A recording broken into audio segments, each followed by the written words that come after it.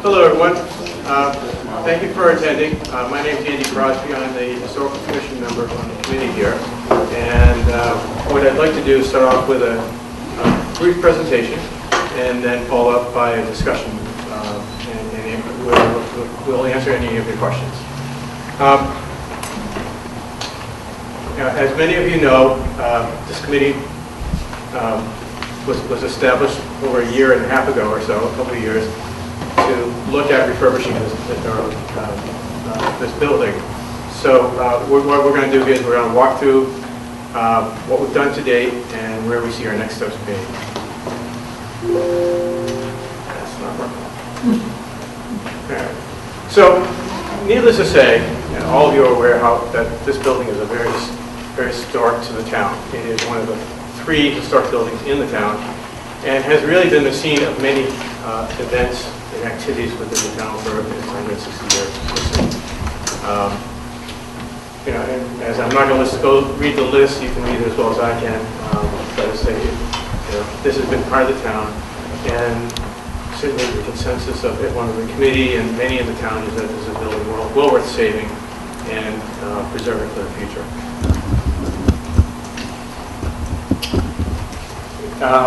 And the reason we feel that this project is valuable is, first of all, it does preserve a historic building.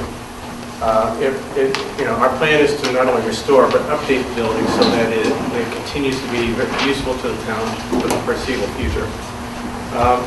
And we feel that it preserves a unique meeting place. I mean, we have other buildings where people can meet, but this is really a unique spot and has and is a wonderful place for many of the organizations in the town to come here to visit.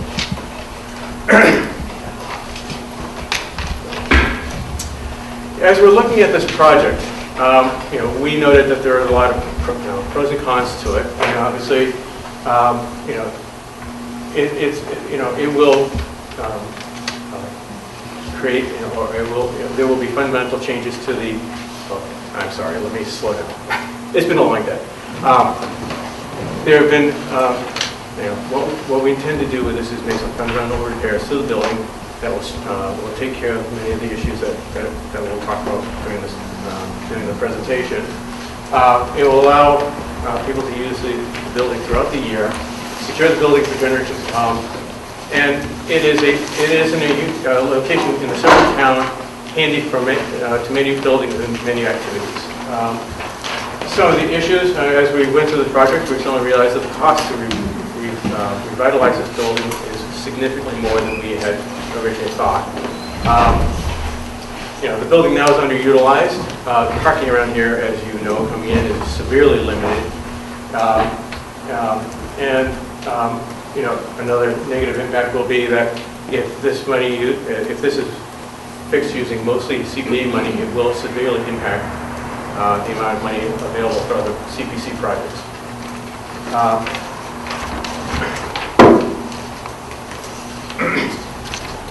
So what have we done to date? This project started in 2017 when a building, the town space use feasibility study committee recommended that the town hall be preserved. In 2018, town meeting voted the money for this project, and the committee issued an RFQ for a design firm. At the end, in this fall of 2018, we hired CBI as our design firm. CBI came in and they did an existing conditions report for us. They went through here and did some destructive testing. They looked at the inside and outside and gave us an understanding of the status of the building. And then throughout the year, they worked with us in terms of defining what we see the future use of the building is and what it needs in order to be brought up to date as well as preserved for the future. And in November, they gave us a final report with a total project cost of $3.5 million. And again, that was significantly higher than we had originally gone out thinking this project would be, and that's one of the reasons we're coming here, in order to talk to you and get a sense that whether or not the town is willing to foot that bill.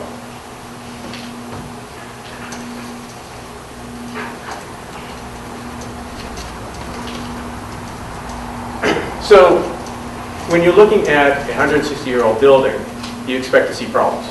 And we're seeing those. The building itself is fundamentally structurally sound, but again, you have deterioration and rot in the wood, you have cracking in the foundation and in retaining walls, all of which, again, you would expect. In the back corner, the building is settling. It's not due to rot, it's just due to the fact that over time it has settled into the ground, and so that needs to be taken care of.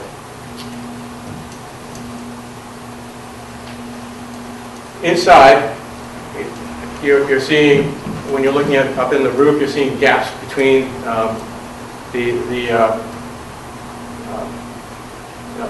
you can see where there's gaps up here in the roof. You're seeing deteriorating mortar and water damage, as well as some funky splices in the framing. And down below, we have an interesting situation where essentially part of the building is held up what looks like logs. And while that is historically pretty neat, in terms of modern structures, it's not very good. So we're hoping to have some sort of compromise where we get to keep these, but make it a little better in terms of actually putting something else that's actually supporting the building.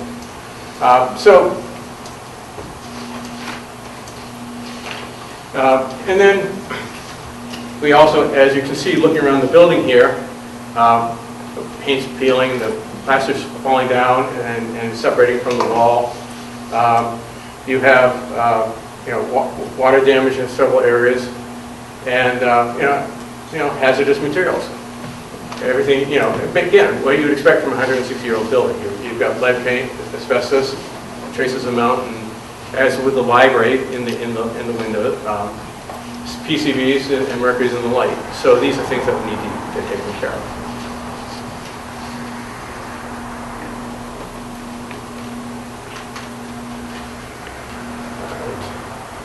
Sorry, that just blew up.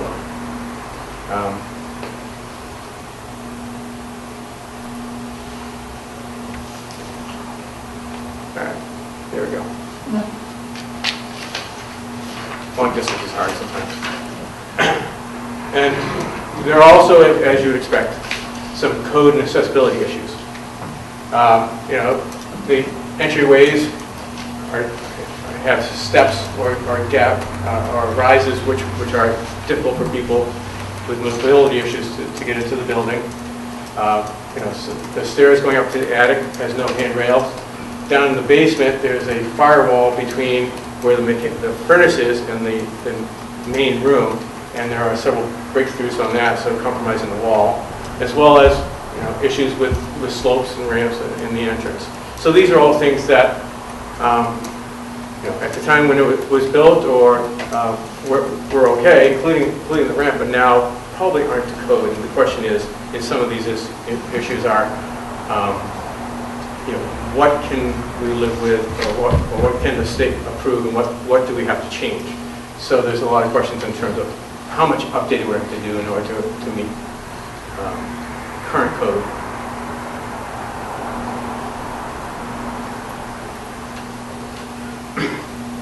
So going forward, our plan is to finish design and move into construction. We're going to town meeting this spring asking for additional $200,000. If that's approved, we're going to hire an architectural firm to help finish the design and create construction drawings. At the same time, we're going to be working with various organizations in town to look for additional funding beyond CPC and the town. Perhaps go to the state, the Mass Historical Commission, or some of these other organizations that may have money for this type of work.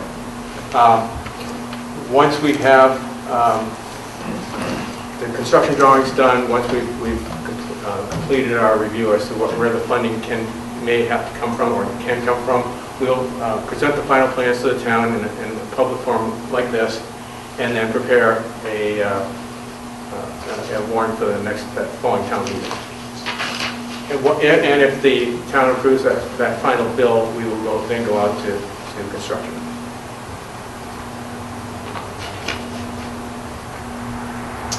So $200,000 is a lot. I mean, we've already received $175,000. And so why do we need $200,000 more? Primarily, what we have found is that this project is a lot more expensive than we expected. Primarily because it's a booming economy, and all the costs for public construction has increased significantly over the last couple of years. So with the $200,000, we will finish our design review. We'll work with a new architect firm. We'll look at the design as we see it now. We'll look for ways to save money in the construction, as well as making sure that what we are specifying in the design will work. We will then go through the final design development, have the architect create the construction drawings. We will use the money to prepare for presentation, have the architect there to help us present the plan to the town meeting, and then as well as the creation of a bidding package and assistance from the architectural firm in preparing for bidding.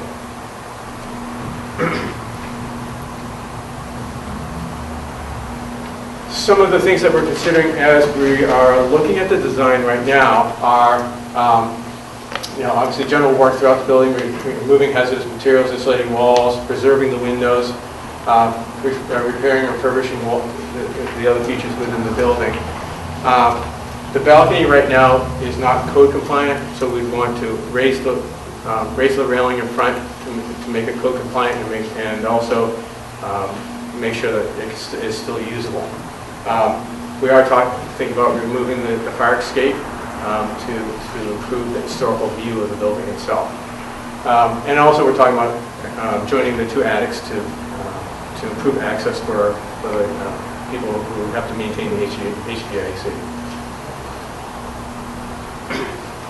On the main floor, as you walk in, the two offices on the side over there,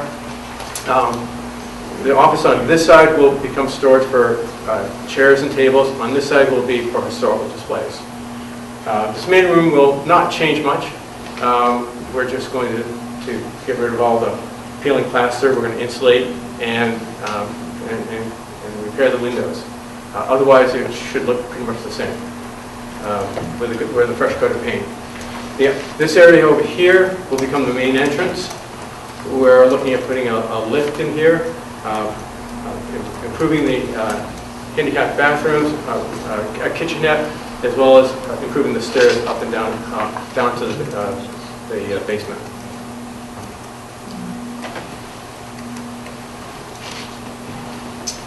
Down in the basement, we're going to remove the kitchenette down there. We do not plan to have bathrooms down there at this point. The Historical Commission is slated to get an office down there. We're also thinking about abandoning what's now the main door into the basement and using the accessible ramp and doorway as the main entrance from now on. And again, as I mentioned, we're going to improve the stairs and add a lift to improve access. And also, if you've been down the basement, you'll notice that there are a lot of metal poles. We're going to try to get rid of those so we can open that space up and make it a little bit more usable. Going to be fixing the floor to help eliminate the dampness. We're going to put in some humidity control and basically bring everything up to modern heating and cooling equipment.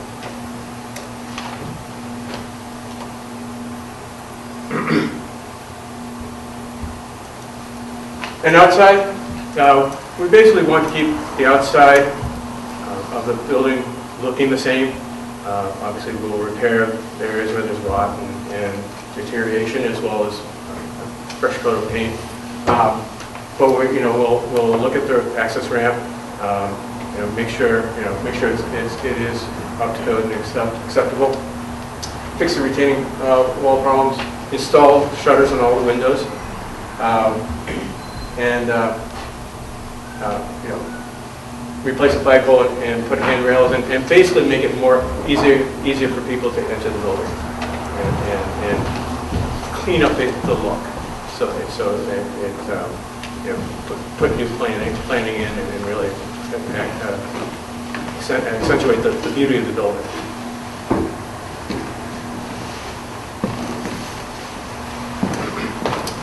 So as we're looking at this, this is what we've spent so far. We received $175,000, of which we spent around $77,000, which means we have $93,000 left. We're going to add the $200,000 to get the $293 that we believe we believe will cover what we need to do in order to complete design up through and including construction drawings. With that, we'll be ready to jump into construction once that amount's approved. So, in the end, the total expected design cost is $375,000. On the construction side, the actual construction work is about $2.4 million. The one unknown right now is the insurance, builder's risk insurance, and we won't know that until later on when we're ready. We have the final budget ready. Then there's the project support costs,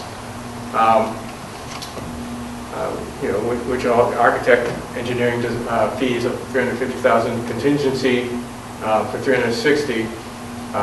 Project oversight, which would be a project manager and sort of OPM, which I'm never familiar what it is, but a person who's going to basically guide us through the project, as well as a variety of miscellaneous expenses of $200,000, all coming down to essentially $3.5 million. So in the end, we are looking at something moving towards $3.9 million when everything's said and done for this project. Sorry. So that, as I say, that was a quick presentation, and we would love to hear some questions and comments.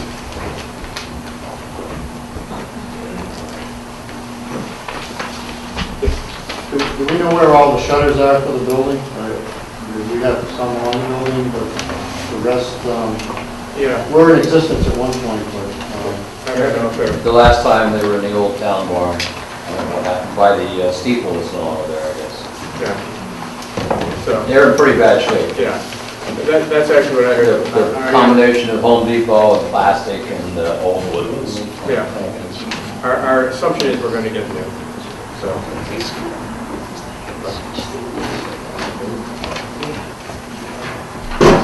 There's a line in here,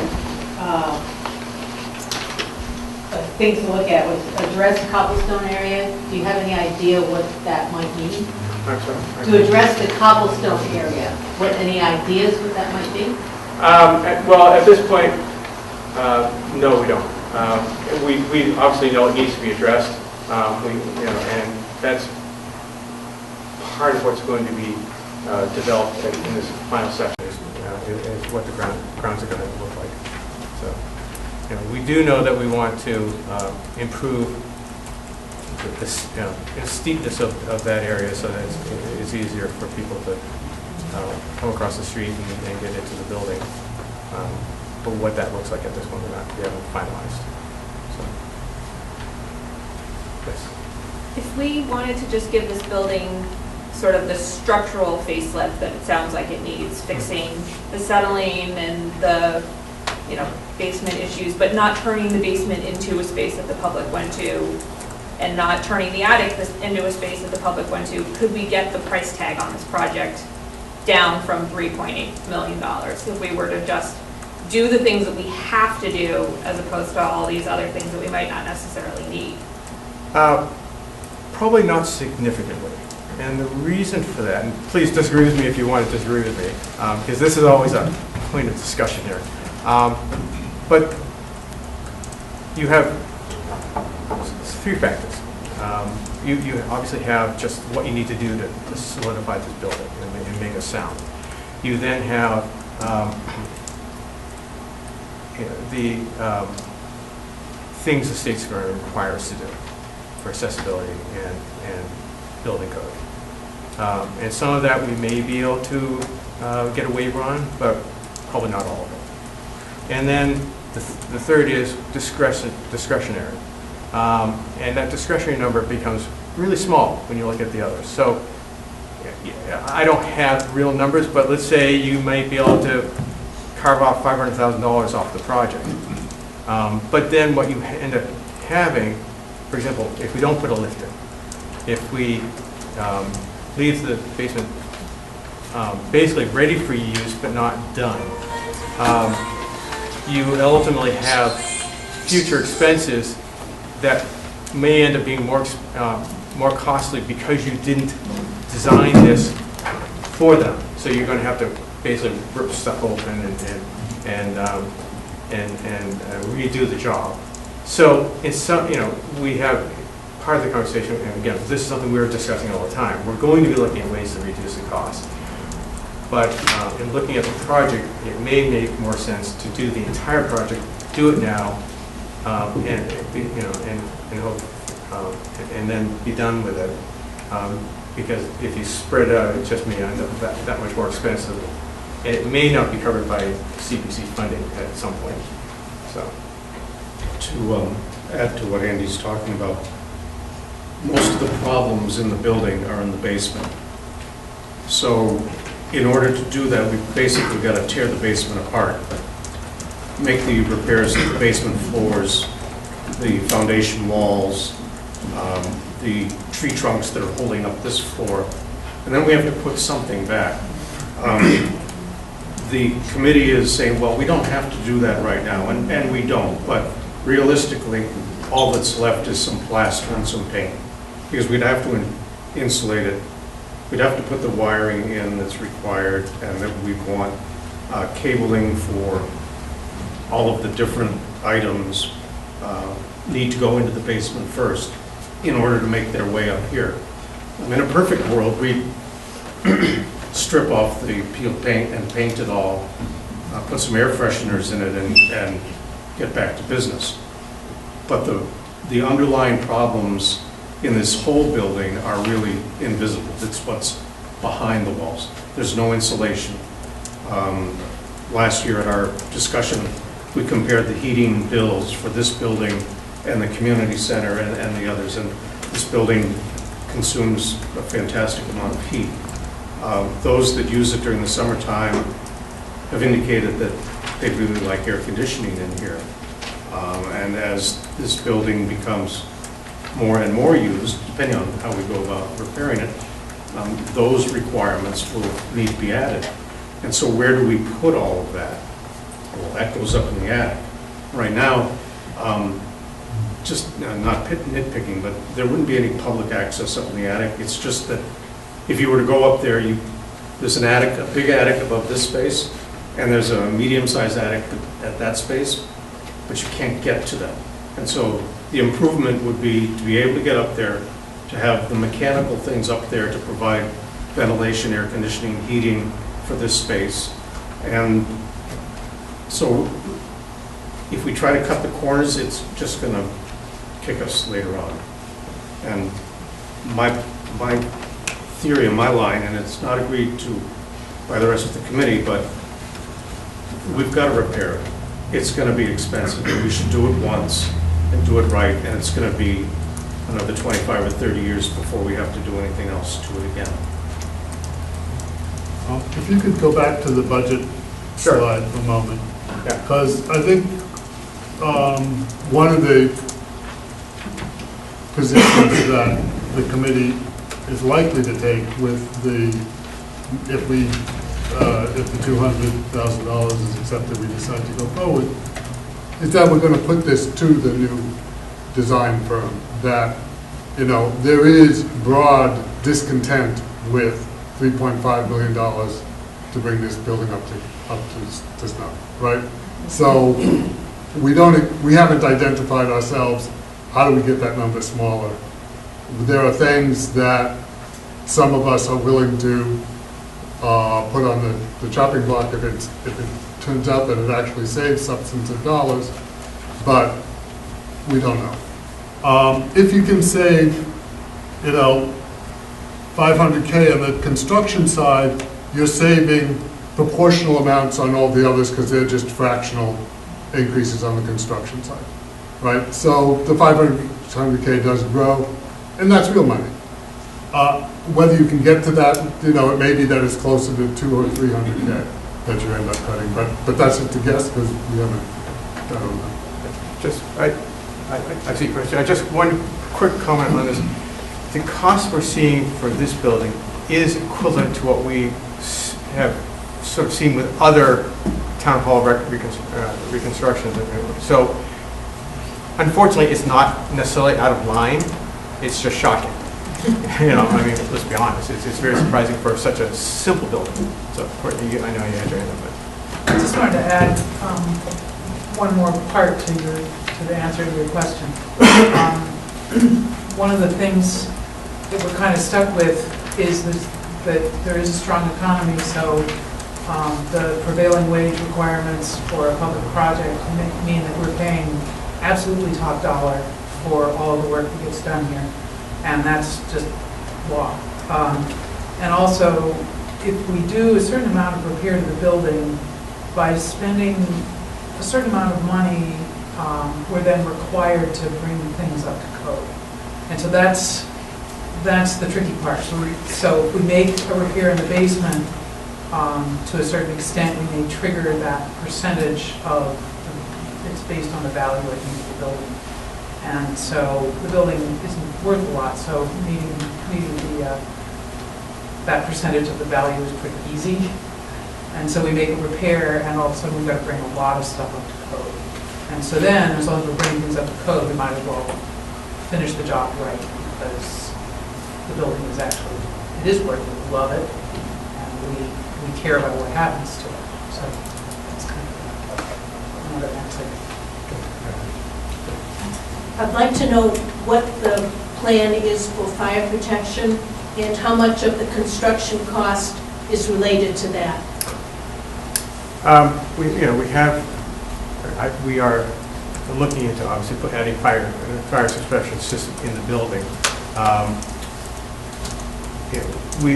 These costs don't necessarily break it out. I think we were looking at. I think one incident we had at one point was what, a couple $100,000. It's carried in this budget Yeah. as a standalone system, not tied to the existing system at the town building. So Yeah. probably a conservative high number, but it is carried in this as a. Yeah. Yeah. I know when we did the renovation at First Parish Church, we looked into putting in a separate tank the size of a swimming pool, and then the pumps that would pump the water up, and it was about $500,000. Yeah. So we opted not to do that. Yeah, it's significant. Yeah. Yeah, and we are, I say, it's part of the ongoing discussion as to how best to do that. I saw a question, yes. A couple of questions. I live in a 250-year-old house, so I understand these are not square standard and they're expensive. But I come back to what is the goal of this project? Is the goal renovation or is it restoration? Because to me, it's two very different things. And what I'm hearing and seeing in this is a lot of renovation. I buy into restoration. We absolutely have to save this.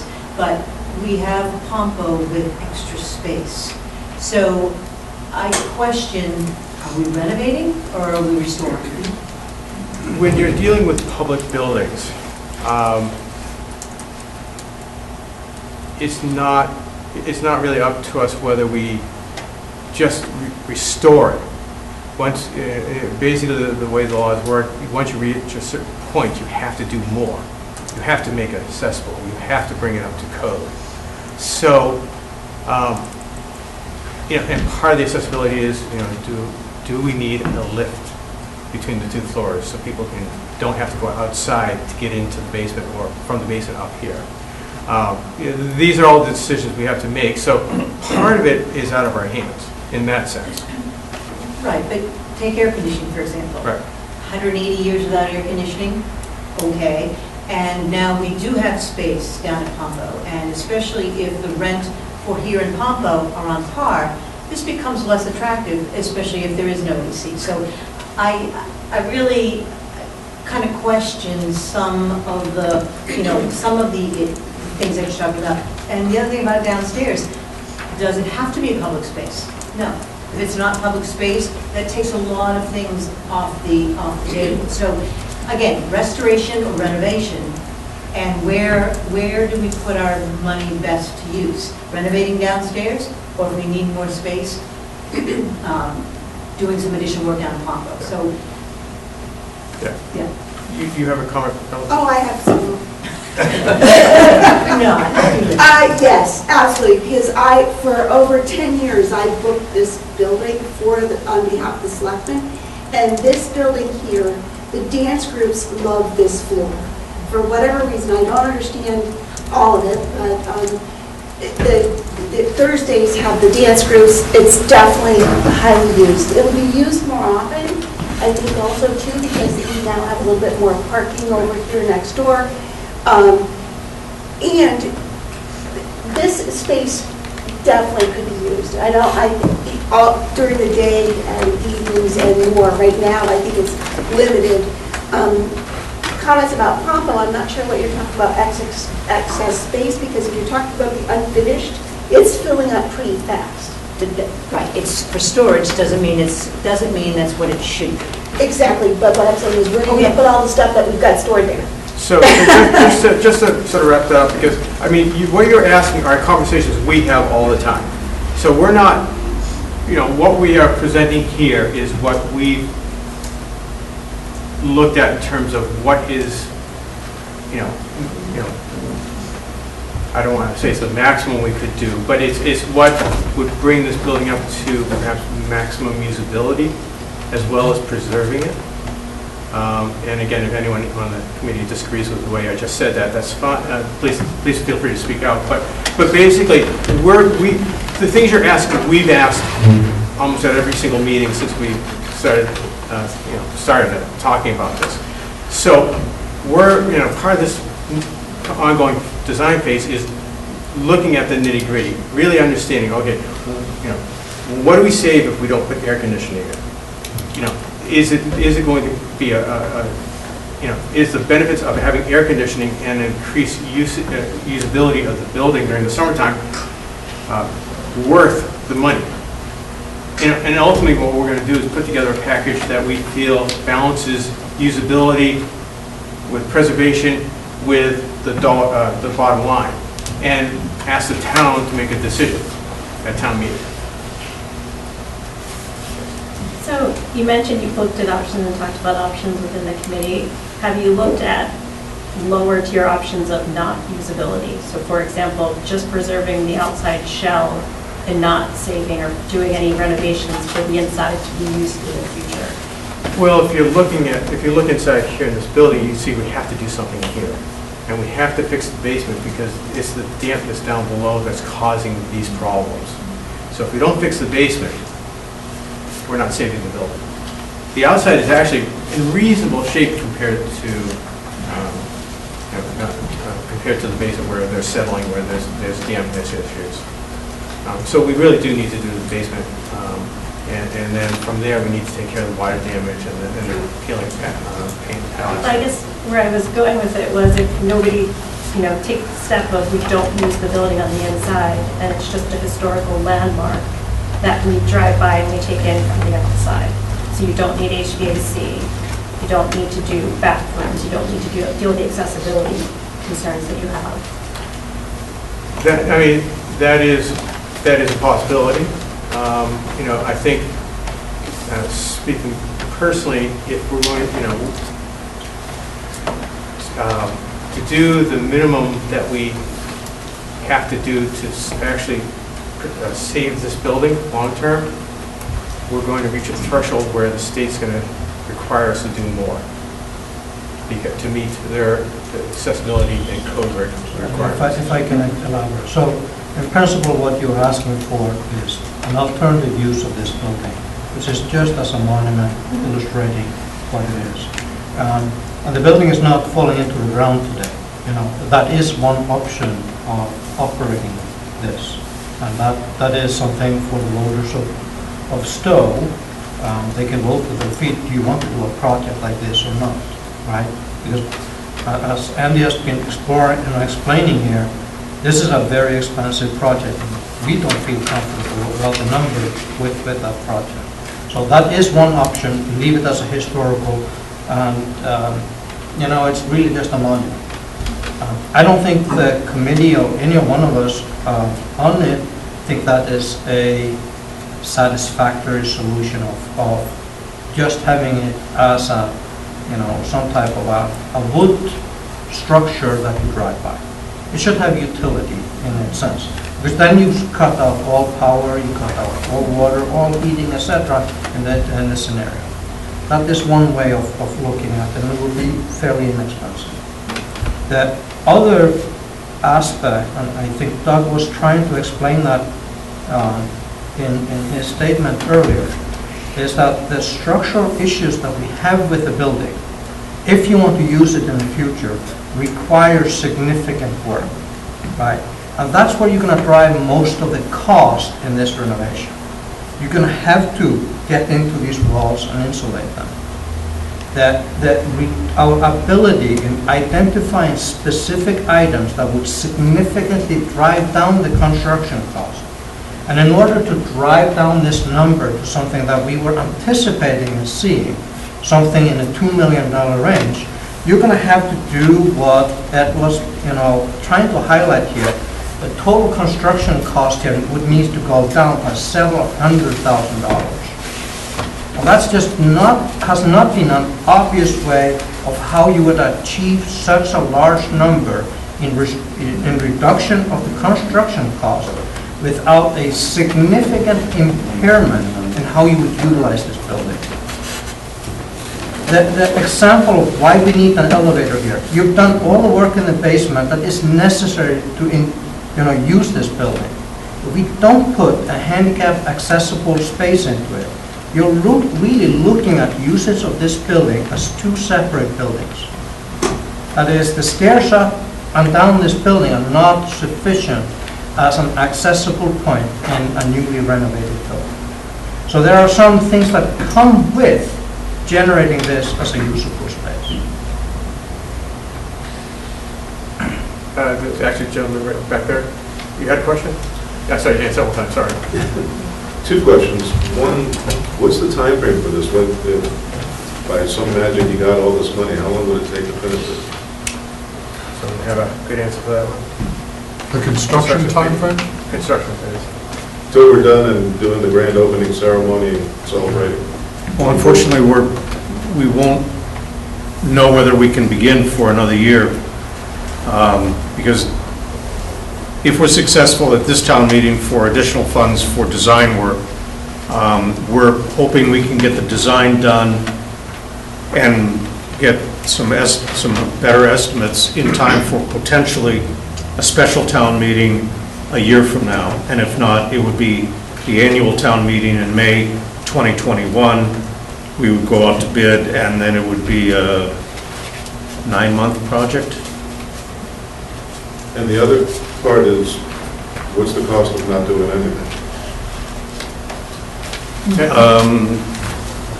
$7 million when you want to do something, basically.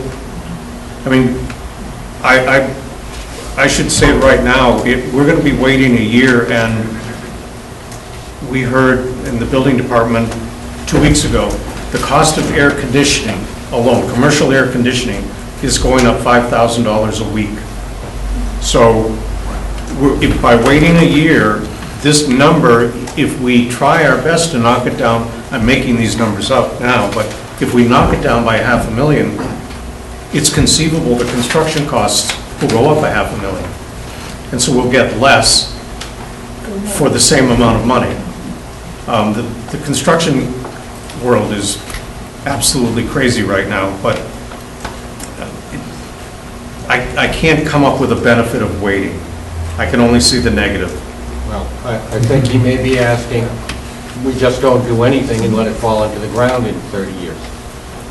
Well, not necessarily fall into the ground, but how urgent is it that we do something? How long can we wait before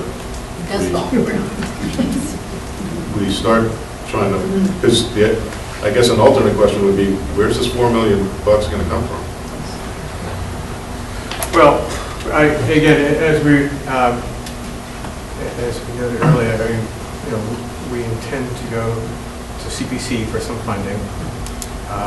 We're going to look for other sources, although a lot of those are relatively small money. I mean, we might get maybe some funding for green heating and air conditioning. Maybe we can get some Mass Historical Commission money, perhaps. But ultimately it's going to be either CPC money or town tax money. That's going to pay for the majority of it. And so, obviously we're using CPC money for the design phase, and do plan to go back for at least some portion of the construction phase. First of all, thank you to all you folks for having done all this and having stuck with it for so long, and for presenting this very clear information for us tonight. It's very much appreciated. I've got a couple of questions about the cost estimates that you have up there, and like I said, I might as well just ask them all together. You've got project support costs that are about 50% of the construction cost. That seems high to me, but I'm going to be educated. And you've got contingency on those support costs that are higher than the architect and engineering fees. I'm wondering about, that also seems unusual, but again, I'm going to get educated. And then the second question is on the construction side. There's that item of escalations, contingencies, overhead. That looks roughly like 20%. Now, I understand part of that's overhead, but again, I wanted you to break out the contingencies. Are the contingencies here rather high? Our understanding is it's standard. It's basically what the state indicates as what should be set aside. I think conservative is the word you're looking for. It's supposed to be conservative. Yes, yeah. So these are considered, well, okay, so high contingencies would be considered conservative. Does it reflect uncertainty on the part of whoever drafted up these estimates, or is it just standard high conservative percentages? It's a plug number. Typically, all construction projects have between 5 and 10% of contingency. We don't know what they're going to run into, but we prepare a little bit in case we find that, we did, as an example, we did destructive testing down in the basement. We tore up a portion of the floor to see what it looked like. So we know what it looks like in one corner, but unless we tear up the whole floor, we won't know what's over in this corner. So the contingency funds, which are, again, a plug number, a recommended average by the state, take into account that unless you tear the whole place apart, you won't know everything that's wrong with it. Okay, thank you.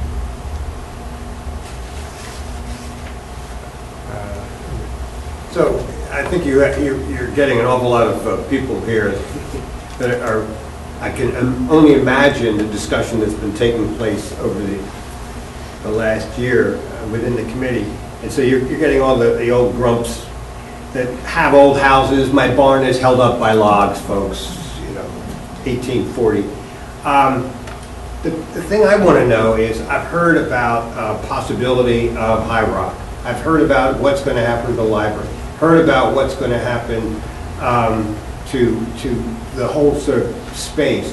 And this is sort of I never want to lose driving by this place. I never want to lose the idea that I can come up here and sit on this floor. But otherwise, I could really care less about air conditioning and some other things.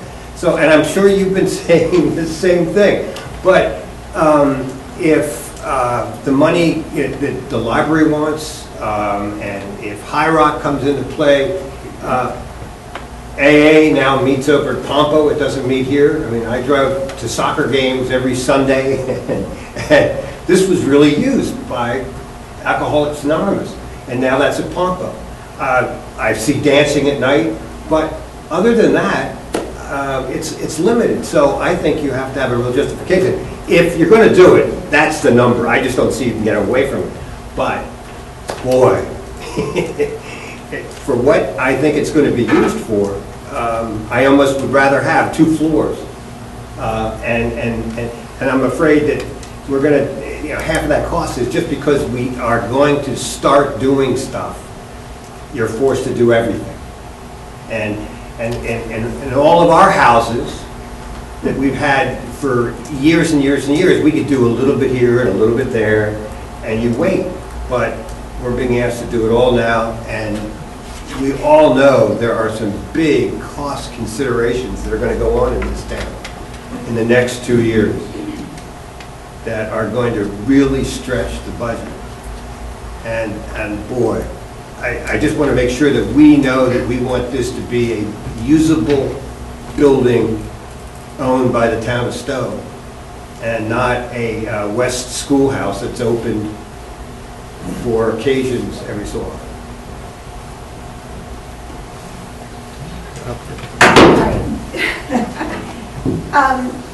Is there any additional funding if this comes on the National Register, Historic Places? Possibly, yes. Okay. Then, any ideas of doing some fundraising for this building? And have we talked about heat pumps or for the heating and the air conditioning? Because I know that's been, you just had a nice presentation at the Selectmen's meeting about that. And then, this building is used for overflow from town meeting, the town buildings departments. And granted, once the elevator's fixed in town building, this probably wouldn't be used very much. But the limiting factor over here is, in the winter it's cold, and it's hard to heat it. In the summer it's hot. So there's nights, right now, we're sending people down to Pompo and some meetings down here. I think this building would be used more for a lot of different functions. It's not getting used to its full potential now. And I think there's a need for those to use this space for many different things. Do you want to mention, talk about that? Yeah, in terms of heat pumps, yeah, the design that we had from the CBI did include the idea of putting heat pump up in the attic that would serve both our heating and cooling needs to this space. Don't remember the exact number they have. Does that change any of the costs of instead of doing traditional furnace and a different type of basing? And with that, as we move forward, the costs of actual running the building, is it cheaper to do? It's certainly a lot, the operating costs would be a lot lower than they are today. Just fuel oil truck is basically parked outside during the winter. So that could certainly lower the operating costs of the building, and you would get air conditioning. So there'd be some significant improvements. If you were asking, do we only want to, say, get more efficient heating and don't care about air conditioning, maybe there'd be other options that we could explore. One of the issues with the costing estimate that we went through is that we really didn't have an opportunity to do the delta costs. And the sense that we got from the architect is that that's kind of the next phase of the project is, all right, here's the list of no elevator, minimal use of the basement, you've saved this much, traditional just a heating system versus heat pump is this much, going through that estimate, we can't do it with the numbers that we've gotten because they're just round numbers based on square feet. And so, and it's, and there's no, in the intricacies of how you lay it out are different for different things. So it's kind of a next phase thing, but again, that's why I think when we have the interviews with the next people, if we decide to move forward, that discussion has to be there up front, is that, when they choose to accept the take on the project, that they are committed to sort of looking at how do we come up with options that can reduce the cost. And, it may be at the end of the day that, the amount of money I'm saving is not worth the reduction in capability, right? That's possibly an answer, but we don't know. So I promise this will be my last question. The funding, the CPC funding, is that what all of this would be coming under if you wanted to use that, or? It's probably not going to be all of it. But it could be. It could. I mean, I think at this point, there's money there, but I also know that CPC does like to see other funding sources. Right, but if there's not enough money in the bucket for historic projects, you can borrow against the future CPC fund. That's a discussion that CPC will have to have, but Right, yeah. but there's. Yeah. So, Been a question in the back over there. So I looked online, and I'm sorry for my ignorance, I really had tried, but I don't understand what the town uses this building for. It seems that we have a few dancers, and we had AA, but they're gone. If we have overflow going to Pompo, that's what Pompo is for. So I'm not sure I understand, and please correct me, answer the question. What are we doing this for? It's a beautiful building, but do we need it? anyone want to answer that question first? I'll take a crack. I mean, I think it is essentially used for, this room is used for activities. But this room really is a unique room, right? I mean, there isn't another space that the town has control over that has the high ceilings, this layout. The large room in Pompo has very low ceilings. So if one wanted to have, a small movie or projection or this type of presentation, this room is really nice for that. So there is utility here that is unique to the town. But it is, I would say, and we listed in the slides, currently underutilized, right? Will it be, and projecting forward, build it and they will come is never a strong argument when there's large dollars on the table, right? So I appreciate that there's a weakness in this. And we had recognized that in the slide, that it is one of the weaknesses in this project. Yeah, and I mean, I think part of the reason it's used less now than it used to be, again, is because of the condition. I think the town has been, correct me if I'm wrong, but basically, the town has not been opening up as much for use. It's been semi-dormant. But, the Stow Area Parents Network, used to use this a lot, and I think still does. A lot of musical groups have used this building, so it has had more use than it currently does. And whether that demand would come back, I don't know. But it has been used more in the past. One of the things with this building is that once we ended up finishing off Pompo, we moved some of the town offices down there. When we finished off the fire station, we ended up, the cemetery department now has an office over in the old fire station. And so what we did is basically decided to start shutting it down because it costs so stinking much to heat, because there's no insulation in it, the windows leak, there's no storms. And then we've also had a lot of water damage a few years ago because of the ice dams. So the thing is, it made sense to once we moved people out of here, almost to try to discourage the use of it because, you know, we were spending tens of thousands of dollars a year to keep a building that we had other spaces that we could use. As far as bringing it back, it is a unique spot.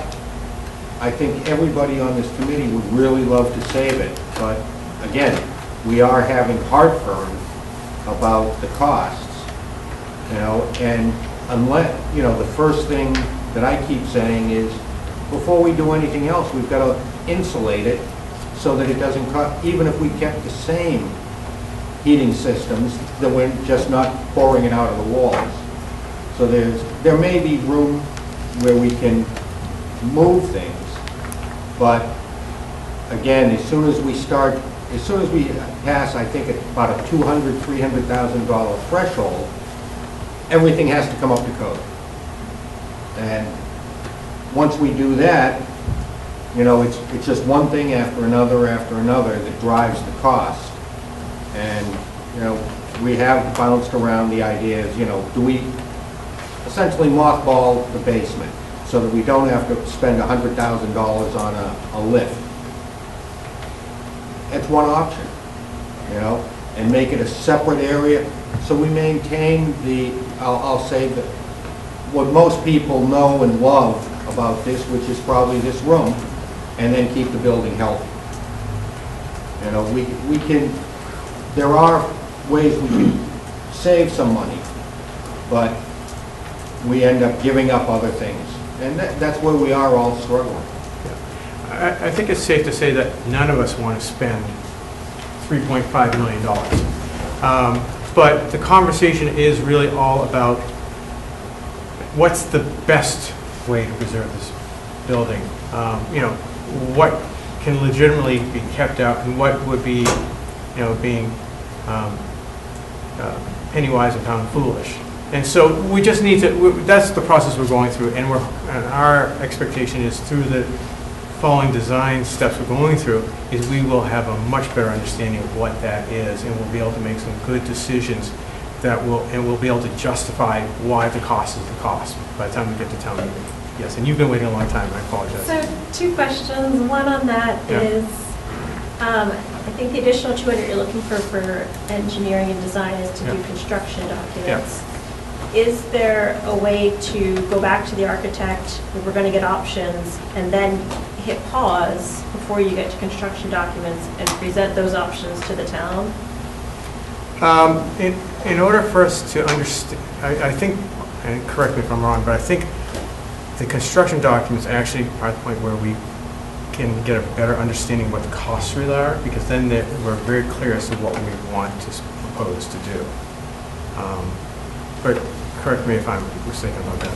I think, so Amy Hastings, I'm an architect in town, and I did review some of the documents here.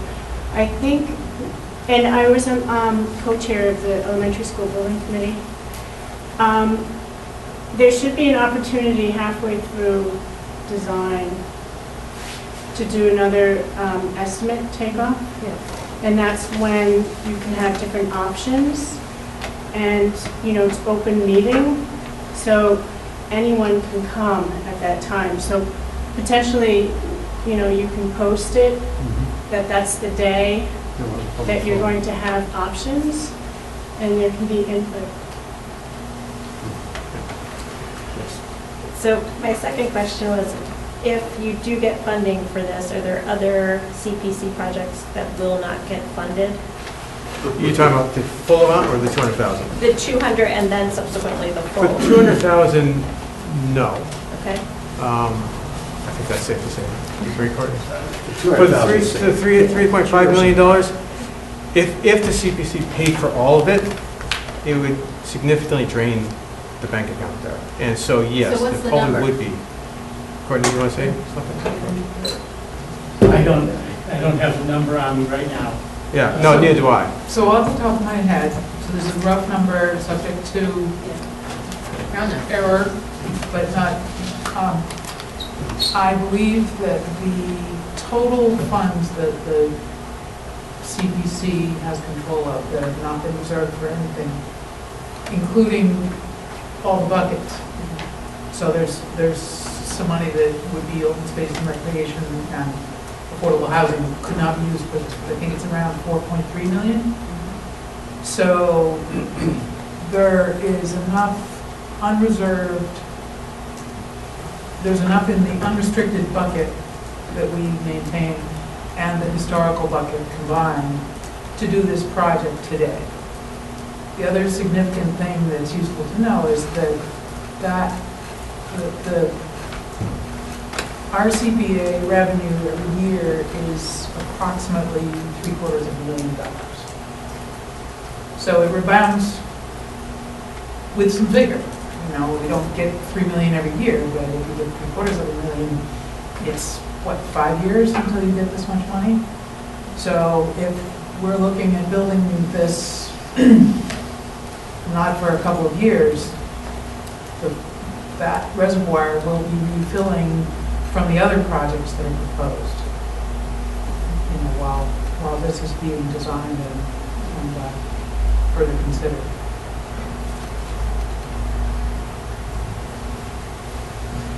Yes. I had a question, a comment. My question was how much money was in the pot, and I thank you for the estimate. My comment is going back to reiterating some things that Megan said before. You know, there's a lot of things on our plate right now, and unless the supporters of this project, and I think in essence, most people in town want to save the building. I don't think that's really, and in our hearts, we want to save the building. But if we're going to save the building to the tune of $3 or $4 million, the supporters have got to convince people at town meeting that the building's going to be used. And it's going to be used 5 days a week, and we're going to get our money's worth out of it. Because if you can't convince me that that's going to happen, and my choice is town hall, a school, or a library, I don't think town hall's going to. So you're not gonna build a new library with CPC funds. True. So but we need to recognize that there's a unique funding source that you have that you currently are paying as a CPC dues onto it. I appreciate that point. It's money we've got in the bank, quote unquote, but it's still taxpayers' money. It is taxpayer money, but that taxpayer money is reserved for other things. So when we talk about other projects that are potential in the town, what you're competing for is open space, you're competing for historical, and you're competing for affordable housing. Those are the three things that the cost or the major funding source for this building would be competing against other projects. Whether a new library is required in the town, that's definitely going to hit the taxpayers in one form or another. But even so, if the building's not going to be used, that money I fully agree with you on the concept of, and I think that's one of the reasons or driver for us to come here tonight is about usability and what the case of it. It's just very, very hard to project what the usage will be of this building in 2-3 years after you have done that renovation, because most of the groups that used this building prior to Pumpo have moved to Pumpo, right? So that is the case, and maybe the building department that is here can come, comment a little bit about what the usage of Pumpo is, and whether that building is getting oversubscribed in its current format, because that is the indicator that you have that there is still a need for this building. Maybe Doug, can you comment on that? No, I could, but you've said it perfectly. We expect it to be full. The dynamic in this town is changing. The people who are moving into town with their young families to take advantage of the school systems and the open space and the apple orchards are also taking advantage of the community center rooms for rent. We're hosting children's parties for 40. We're hosting Cub Scouts and Girl Scouts, which never has happened before. Those were typically home-based activities. We've had requests for a dog birthday party. And the list goes on. You had a question earlier and I didn't respond, and I'll respond to you. When we built the community center, nobody could have anticipated the use and the demand for that building. Nobody knew. It is to the point where people are being turned away, and we expect that this building, with its unique features, things where children are involved, the floors at the community center are all linoleum and concrete. I watch out my window at work, the mother's bringing in the mats and the little kids coming in so they can bounce on the floor, and it's those sorts of things. Lou Halpern's birthday party, his 100th, is going to be here with the remnants of the Black Eagles band playing again. You know, there are many opportunities to use this building, and it's been shuttered for a while, and people have moved away, but they'll come back. But just to jump in though, I think that just like some of the projects for open space, Shelburne Farms, Carver Hill, there was an element of state aid, there was an element of private funds.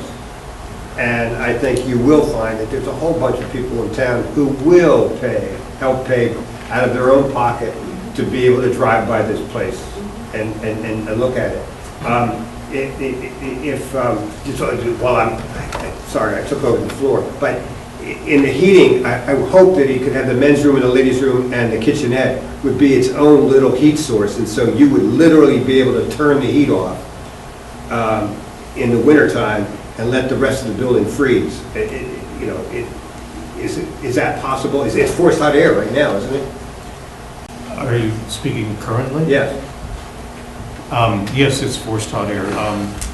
Potentially, we could shut off the water, but the folks that are using it still need the water. No, I'm just saying, all you have to do is keep that core warm enough so the pipes don't freeze. Yeah. The rest of the building would freeze. But that has to be designed. So you would literally insulate the walls of the bathroom and the kitchenette. So you could literally let the rest of the building freeze at night at no expense. No. It's not very good for glass. No, that's, unfortunately, buildings don't like to go from 0 to 70, back to 0, up to 70. Okay. We're required to keep it at a minimum of 55 degrees. I just want to be clear on something that I thought I heard you guys say, that even if we decided we just wanted to keep the building structurally intact, not deteriorating, but as a practical matter, unusable, or at least unpleasant to use, that you would not expect significant savings off of that figure. Did I hear that, or is that true? I'm sorry, significant savings of what? Off of that figure, 3.5? If all we did was fix the structural problems, no insulation, are you talking no insulation, no windows? I'm not talking anything specific, just keeping it from deteriorating, perhaps West School model. I mean, You'd have significant savings. You would have some. Yeah, I think, you could go to a maintenance mode, right, where you say, what does it cost to maintain it this year? And and you're not gonna hit that 300K or whatever, I have to bring everything up to code level, right? So you turn it into, you're maintaining the structure, so what has failed, what am I maintaining? Well, Right. I was assuming you would fix the corner that's sinking, you would fix the rafters that are separated. But you may not, but you may do it over more than one funding cycle. Because it's not physically falling down. So as long as you kept spending only $300,000 No, a year, I'm just you wouldn't saying, have to bring it up to code. You pose the question, but you're not using CPC money, right? So this is just a town maintenance expense, so it's a different model, right? We're out of business, and we're happy to be out of business, and it's then on the selectmen, Well, my hope is that, as we've been saying, as we go through this design phase that is planned for the coming year, that will be one of the benchmark costs that can be pulled out, as well as some of the smaller options that might be jettisonable as well. I mean, one of the key things about having this design phase is to compartmentalize the project into choices that people can make. Right. And One thing I do need to mention is I understand, and correct me if I'm wrong with this, but I remember hearing something to the effect that the state doesn't like it, and you have to be careful about this, when it looks to them like you're creating projects that keep you below a threshold. It looks like, to them, it looks like you're playing games, and they don't like that. They, if you're doing a restoration project, they expect you to do it properly. So again, you have to be careful in terms of how you do it. If you really want to restore this building, there's certain minimums we're going to have to do, and you're probably going to be over $300,000 no matter what, or whatever that magic threshold is. So again, there are triggers. Once you get to certain levels, there are triggers that you hit, and so these are all the things that we need to consider. I mean, everything you're saying, we've probably said 1,000 times over, and we agree with you. It's again, we're trying to better understand the triggers. We're better understanding what the buckets are. So how much, what's the minimum for just, as you say, making this building, restore this building to a point where it's safe, and well, it's safe, but settled and will last. And then the additionals that go along with that to make it more usable year-round. Let's see, I had a few hands up, so go ahead. Yeah, I work with almost all of you except you and there's not a pushover in the bunch. I'm just shocked, still shocked at these numbers after a year. So looking at these is turning me into a grumpy old. But I know you've gone over all these questions, but one thing that I've been thinking about for a long time, and this is an example, I think the CPC existence skews the spending dramatically. We're ready to go 4 million, no, it's CPC.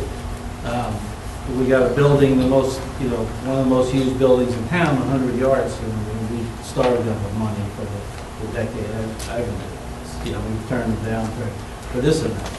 But for CPC, go ahead.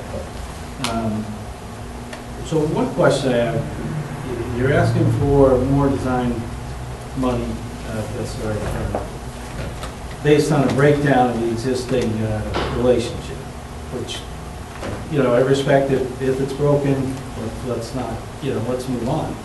But if it's broken, why are we trusting their numbers? And if the numbers are right, how broken is it? Really? That we can't use the last 90 to push them to give us some alternatives. So I just wanted a question. Basically, I'll throw myself under the bus on this one. We made a mistake. We don't even, no, it's okay. It's important that, I've been in a position where I've had to select an architect. What do I know about it? the numbers here. So I get that. I don't even want to stay on that, really. But if you could address your confidence in the numbers. The numbers here are primarily driven by the state. They're all percentages. When I started this project, I made an assumption and I was wrong. I thought the number we were told, 1.75 million, 10% is construction design costs. I made a mistake. I assumed that that was everything, from come look at the building to hard drawings. What turns out it's not. There's a mathematical formula the state publishes that percentages of your total estimated project will be design cost. It turns out that we can use everything that we got and we paid the right amount of money for it. It's been verified by Amy, but we didn't have enough money to begin with. We couldn't get where we needed to go.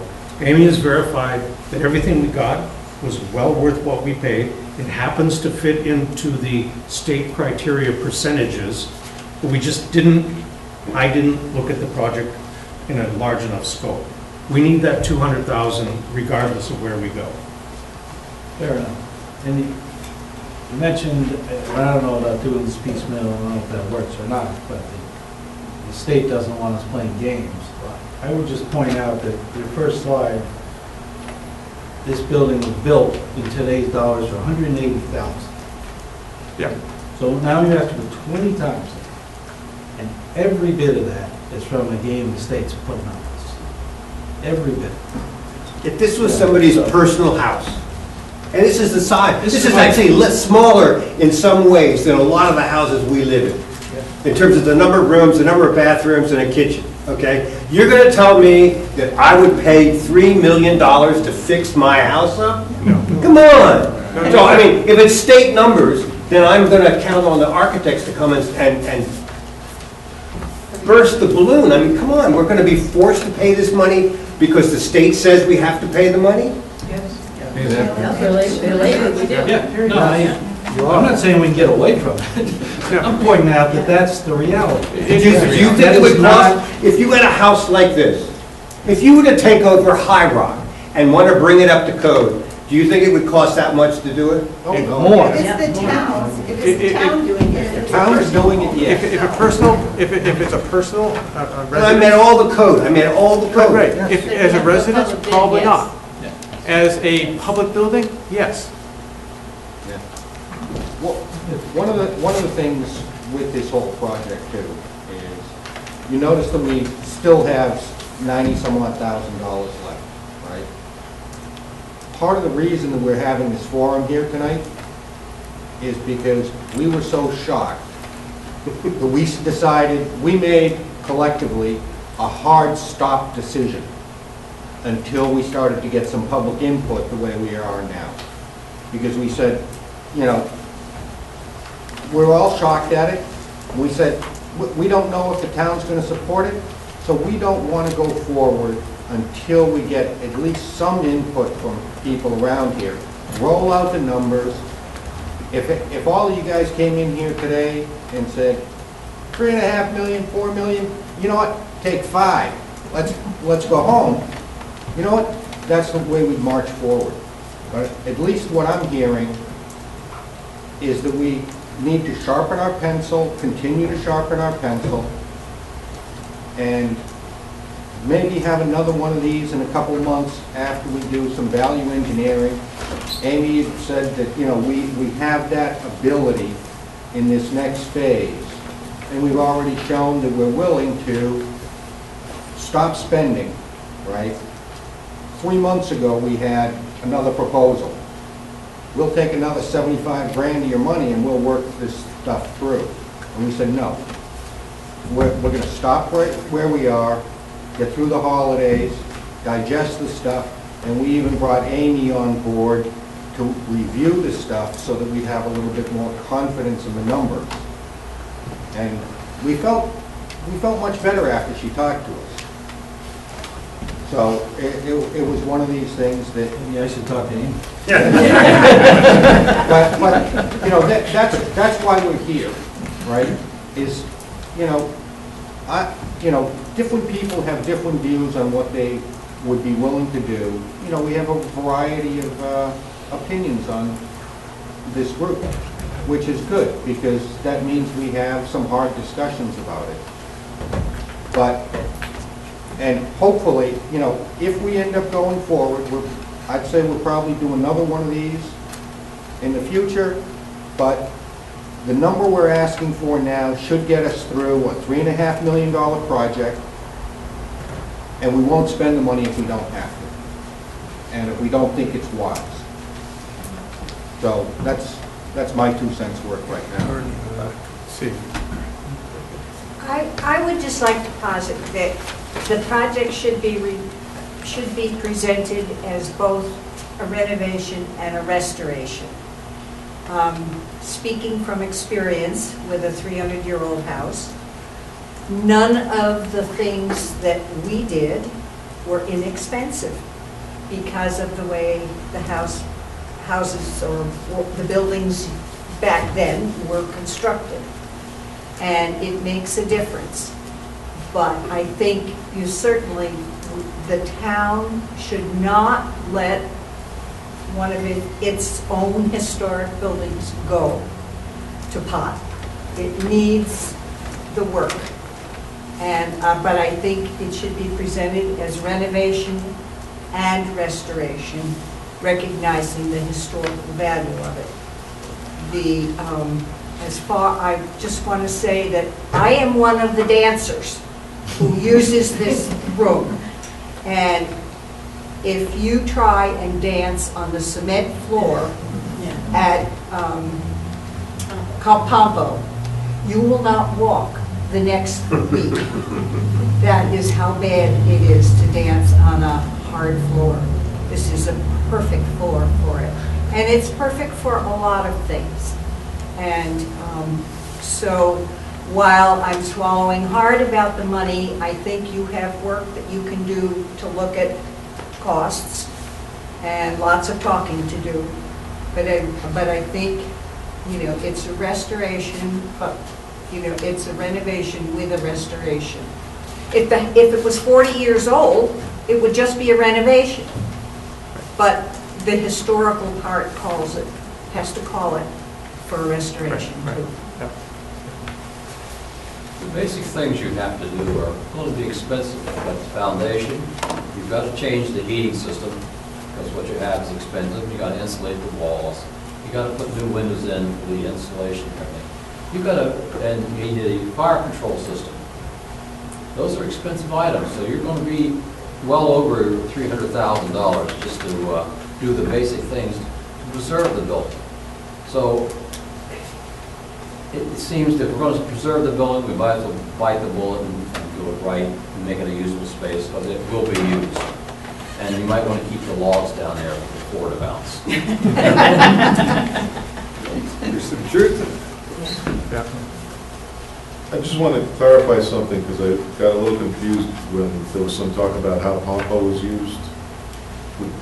Part of the goal of this project is to make it a renovation as well, so there can be increased use.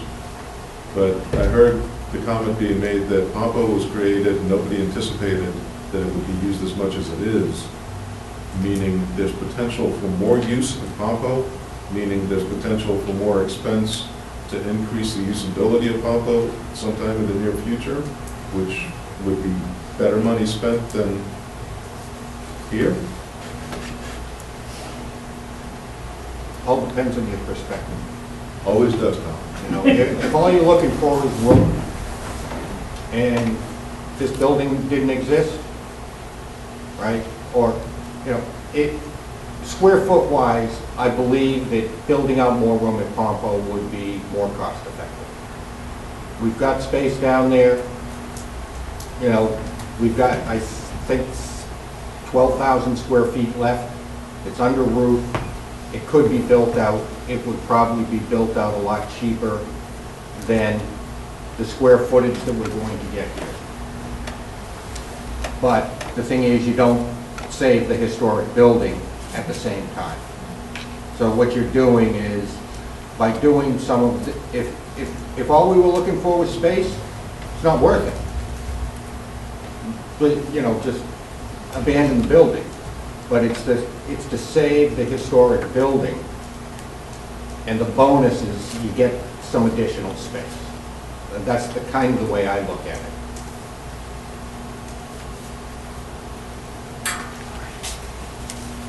I think this building is part of the rural character of our town. This was a Grange Hall, this was a meeting hall, it's a dance hall, it's a theater, the schools used it. It's part of, that's why we're all here, is because we all feel that way from the outside, but from the inside it really is too.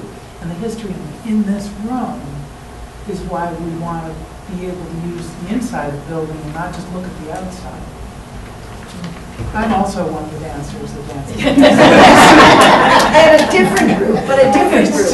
A different group, yeah. And I will tell you, I know of a place that lost this floor, and they took a concrete floor and they put a wooden floor on top of it just for the dancing. So it's possible, but I'm not going to take it. I know this group has been having a hard time with this thing. And so I'm hoping that the $200,000 you're going to ask for, you're going to come up with a design group that has to know the pain that we're going through. And their job is to try to make it so that it costs as little as possible. Well, those figures, are they today's dollars or They are appropriately inflated for a project starting shortly, right? So I think there is cost inflation in the numbers for this, For another year. predicted year. But, So if we're 3 years behind the schedule, You know- that's gonna be a lot higher. yeah, predicting the economy at this point, I would say, is a challenge. You better not predict. Italy is just closed this week, right? And we didn't really expect it last month, that Italy would just be closed for business. So things change quickly.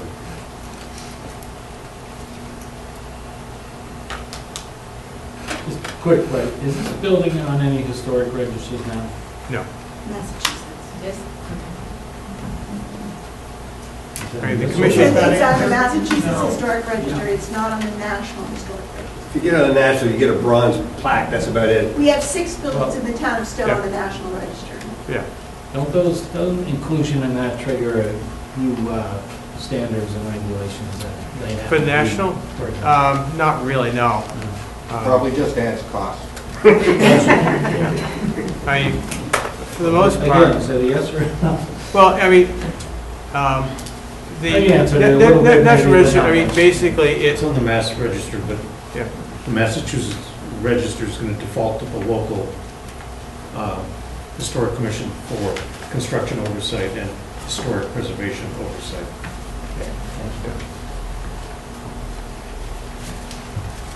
Any other questions? Yes.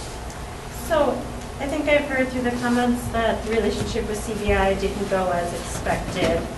And I know the road project with the engineering firm didn't go as expected. What is this team doing differently to make sure the next relationship with an engineering firm will be better? Praying a lot. Well, is there a specification, scope of work deliverable? Are we somehow defining clearly what we're expecting out of this effort?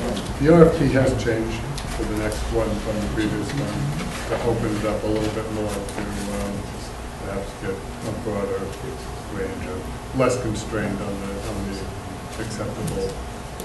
And I think what's different now is that, as a group, I think we have a much better understanding of this building, of where, there's a growing consensus about where we want to go. I mean, there's variety still, but I think we've all seen seen the results we have so far. We've seen some good results, and we've seen some things that we'd like to see differently next time. So, we're much clearer as to what we're looking for this time, and I think the RFQ shows that. So I do believe that we're going in with a more focused idea of what we need in order to make this last half of the project work well.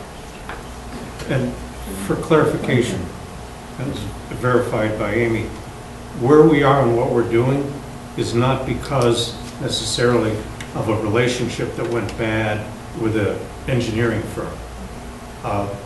It is relatively standard practice for doing the preliminary research that we've done, getting some rough ideas of what's going on, coming to a full stop, re-advertising, getting a new engineering firm involved. It happens frequently. We're not doing it because we goofed up or we're having a fight or we don't like them anymore. It's just, we come to a stop, we want to go with a different direction. And part of it is, there's also a benefit of getting a different viewpoint. We have CBI's viewpoint as to what needs to happen and how we should go forward, but it's a big project with a lot of dollars. So having a second group come in, take another look at it, and seeing if they have different ways of doing things that might save us money, but end up with the same usability that we're looking for. And what we've spent so far, it's not money that's been poured down the drain. We got a very usable existing conditions report. We ended up working with them, going through it. We ended up getting a professional cost estimate for what our vision was at the time. It just so happens that it happened to be a heck of a lot more money than we had any inkling of. So the work that we've done, it's not time or money wasted. It's just that, as Doug said, we decided we wanted to go in a different direction, and when it turned out to be so many more dollars than we had any vision of. It was a good time to stop and reflect on what this project was going to be. And again, that's what this meeting's about, is to let people know so it gets out there, rather than just go into town meeting saying, hey, we want another 200 Gs, let's move on. So we were at a good point to change direction and get some input, so that's where we are. It's not done very often, but I think this is a good opportunity for the people here to let you know that we do appreciate the hard work you've done and for keeping the interests of the town of Stow forefront, the decision to come to a stop, get more information, come up with the right direction. People on committees like you take a lot of heat. You're still going to get a lot of heat, but we do appreciate the work you've done. Thank you.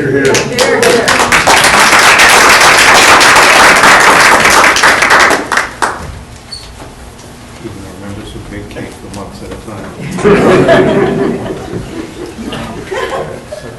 Any last questions, or?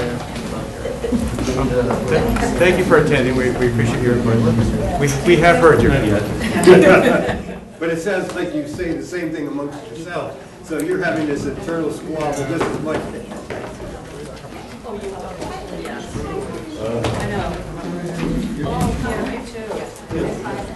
Don't run away. Well, Martha, you do know that the two of you know about the world since I had 5 years ago.